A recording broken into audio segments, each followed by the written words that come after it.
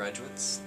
I make music because I love music. I feel like that's a very generic answer, but like, it feels right, and I think it's something that I enjoy making something that can make or bring out feelings in other people. So like to move somebody through a song, something about that is, I don't know, I like that. Usually for booking shows we'll either use Facebook or just email, and we'll reach out to somebody who either like maybe owns a coffee shop or something, and we'll get a gig that way, or sometimes people come to us who have been or heard of us or like been to another show, and we'll get gigs that way. But social media is very key, I think, in this day and age especially. It allows people easy access and an easy spreading of our music and everything, our events, all that stuff. People can know instantly when we're playing, where we're playing, and if they want our music, and if we have it up there for free, they can download it. It's just very like instant, like gratification. I think people like that, to be able to like just have something. So just to give them our music, why not? The first album we released was produced by Scott McPherson with Maximus Music Productions, and he's also our teacher. Like everyone in the band takes lessons from him, so he kind of helped us. We didn't meet exactly through him. There was like different bands we came from, but we all took lessons, and he produced our music on that first album basically. So that was a huge help, and it really helped us learn a lot about recording and like how to, it's like putting things under a microscope. I mean, I always say that, but it's like it's a skill to like learn how to dissect a song, and when you record it, it's totally different from playing it live because there's like that energy that isn't there when it's live. But the new album we're doing is all homemade. We're doing we have a really good mic for recording the amps, and doing direct in with the bass, and we have software drums, and I was really a little iffy about this at first, but they sound great. And what we do is we map out exactly what our drummer actually plays, so it's not like cheating, but it's just a workaround for recording every single drum head and cymbal, and it's just, for a DIY band, it's like, it's much more efficient and it sounds great. I mean, money's always a big thing, we're broke, most of us. It's like, half of us are in college now, and well, now 3/4 of us. It's not a whole lot of money to grab from, and so anything we do it's kind of limited in a way. Just like venues, and like being able to sell all these tickets, and we're so thankful to have like a bunch of friends and family who will just come to these shows to help sell the 25 tickets or whatever that we have to sell, which is kind of, I kind of hate that, but it's whatever. Hi, I'm Matthew. I play guitar and sing in a band called Feeney. And I'm Jordan. I play drums in Feeney. Make music because it's our favorite thing in the world to do, and it's nice to have goals, and it's fun. It's just all I like doing. Yeah, it's good having a feeling of creating something and letting other people hear it too. It's nice. We put out records to encapsulate where we are at the time that we're writing these records, kind of like how photo albums used to be a thing, and this is the audio representation of our lives at the times that we record and write them. Yeah, it's a good way for people to relate, especially lyrically, I'm very proud to say that since Jordan joined, we have played one show a week on average for about a year now. We've been playing minimum one show a week. We kind of invest ourselves to a good extent, and but I mean, we do get lucky sometimes.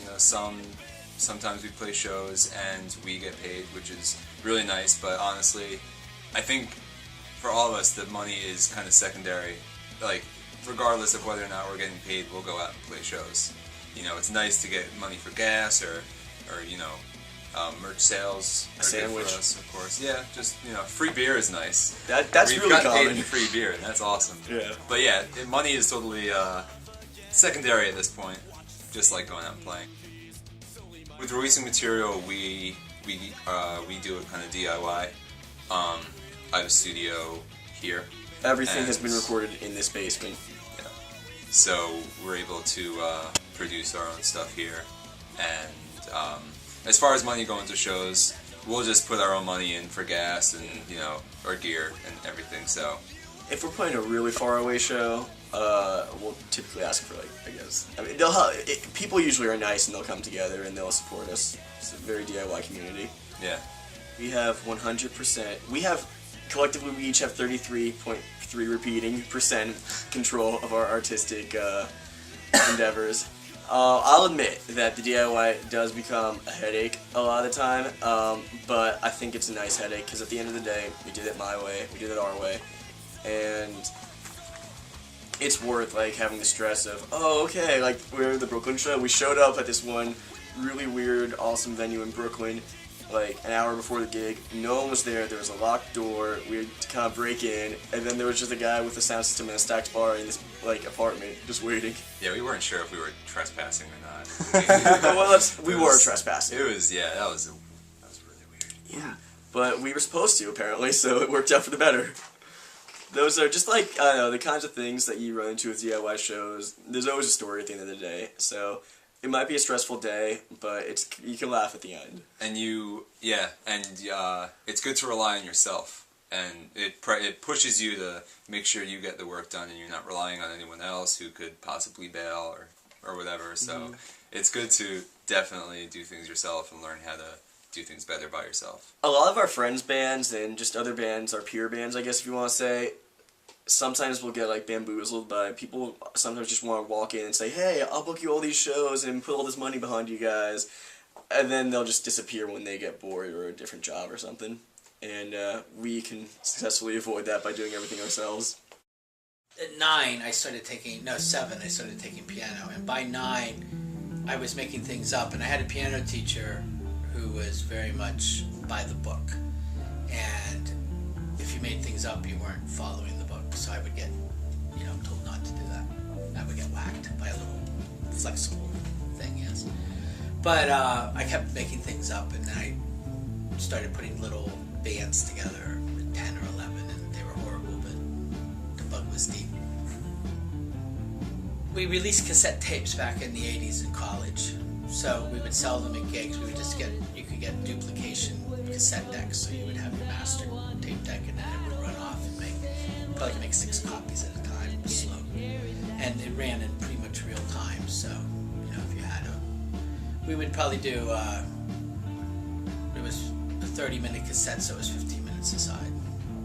So there'd be some dead things at the end. Put some live stuff on. So we would sell those. Then I did a jingle for the YMCA in college that ended up being, it was supposed to be used for a local campaign to build a new line, and they liked it, so they started using it nationally, and then it was used all over the place. And then a band went in and did an EP because that's all we could afford. So that was 5 songs, and that was released by us and sold locally, and then I just kept going. I knew I wanted to play, so even in high school, I was seeking things out. So when I got in a band in college, we had played a couple parties, so I just went down to the bars and started talking to the people. And we had made a demo tape that sounded pretty good for the time on a reel-to-reel deck, and got us some gigs with that. And luckily, we ended up packing the places, so that word of mouth gets out, that the band brings people in, and I just kept going from there. So as a producer, sometimes I help people to feel secure about their thing, but then also point out that maybe it's worth them taking it down a different lane or a different avenue and just seeing what they find. Not really telling them what that should be as much as just having them explore where all their song could go, or pointing out if there's redundancies. Especially if you are writing enough stuff to make a full CD or release, whatever we call it this day. Sometimes a bunch of songs start to be repeats of other songs.